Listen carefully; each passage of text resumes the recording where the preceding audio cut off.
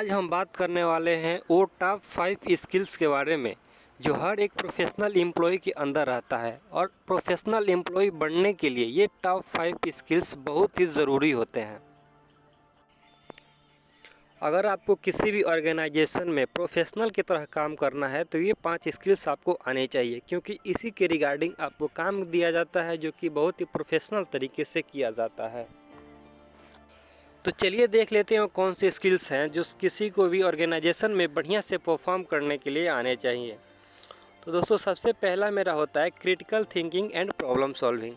Critical thinking and problem solving में क्या होता है कि किसी भी सिचुएशन को हैंडल करना और किसी भी सिचुएशन में डिसीजन लेने को हम बोलते हैं क्रिटिकल थिंकिंग। चाहे कैसा ही सिचुएशन हो, ऑन द स्पॉट डिसीजन लेना क्रिटिकल थिंकिंग कहलाता है। और प्रॉब्लम सॉल्विंग का मतलब हुआ कि ऑर्गेनाइजेशन में जब भी कोई प्रॉब्लम आता है तो उसको सॉर्ट आउट करना, उसको सॉल्व करना। अगर किसी के अंदर क्रिटिकल थिंकिंग और प्रॉब्लम सॉल्विंग का स्किल्स है तो समझिए वो ऑर्गेनाइजेशन में बढ़िया से परफॉर्म कर सकता है। दूसरा है मेरा प्रोफेशनलिज्म। प्रोफेशनलिज्म का मतलब हुआ कि किसी भी काम को प्रोफेशनल तरीके से करना। आपके चलने का स्टाइल प्रोफेशनल होना चाहिए, आपको बातचीत करने का स्टाइल प्रोफेशनल होना चाहिए, आपका जो बिहेवियर है वो प्रोफेशनल होना चाहिए, और जो भी आपके काम करने का स्टाइल है या फिर बातचीत करने का स्टाइल है ये सारे प्रोफेशनल तरीके से होना चाहिए। आपका जो भी एटीट्यूड है वो पॉजिटिव तरीके से होना चाहिए, जैसे राइट टाइम पे आना, अपने काम को परफेक्ट करना। तीसरा मेरा होता है ओरल एंड रिटन कम्युनिकेशन। तो दोस्तों किसी भी ऑर्गेनाइजेशन में कम्युनिकेशन बहुत ही इम्पोर्टेंट होता है, तो इसमें oral as well as written भी बहुत ज़रूरी होता है। क्योंकि ओरल में तो आ जाता है मेरा बातचीत करना, किसी से बातचीत करना है तो कैसे हमको बातचीत करना है ये कम्युनिकेशन हमको आना चाहिए। और रिटन में क्या होता है कि लिखने का भी कम्युनिकेशन हमारा बढ़िया होना चाहिए, क्योंकि किसी को ईमेल करना हो, लेटर लिखना हो, एप्लीकेशन लिखना हो, फॉर्म फिल करना हो तो मेरा कोई भी ग्रामर मिस्टेक ना हो। तीसरा मेरा होता है ओरल एंड रिटन कम्युनिकेशन। तो दोस्तों किसी भी ऑर्गेनाइजेशन में कम्युनिकेशन बहुत ही इम्पोर्टेंट होता है, तो इसमें oral as well as written भी बहुत ज़रूरी होता है। क्योंकि ओरल में तो आ जाता है मेरा बातचीत करना, किसी से बातचीत करना है तो कैसे हमको बातचीत करना है ये कम्युनिकेशन हमको आना चाहिए। और रिटन में क्या होता है कि लिखने का भी कम्युनिकेशन हमारा बढ़िया होना चाहिए, क्योंकि किसी को ईमेल करना हो, लेटर लिखना हो, एप्लीकेशन लिखना हो, फॉर्म फिल करना हो।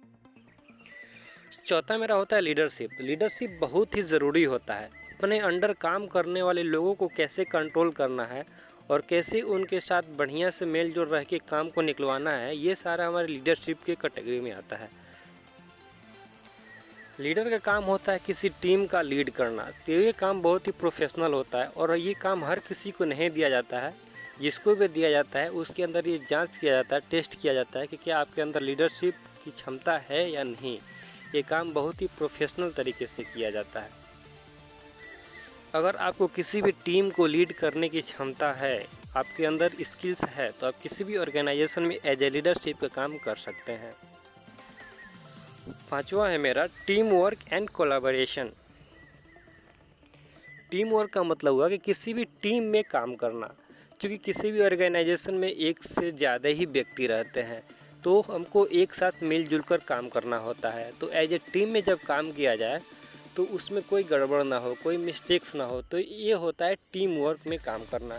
एक साथ मिलकर किसी एक काम को करना टीम वर्क कहलाता है। तो किसी भी टीम में मिलजुल कर काम करना और एक दूसरे से मैनेज करके रहना मेरा टीम वर्क एंड कोलैबोरेशन की कैटेगरी में आता है। तो ये स्किल्स हमको आने चाहिए किसी भी ऑर्गेनाइजेशन में टिके रहने के लिए।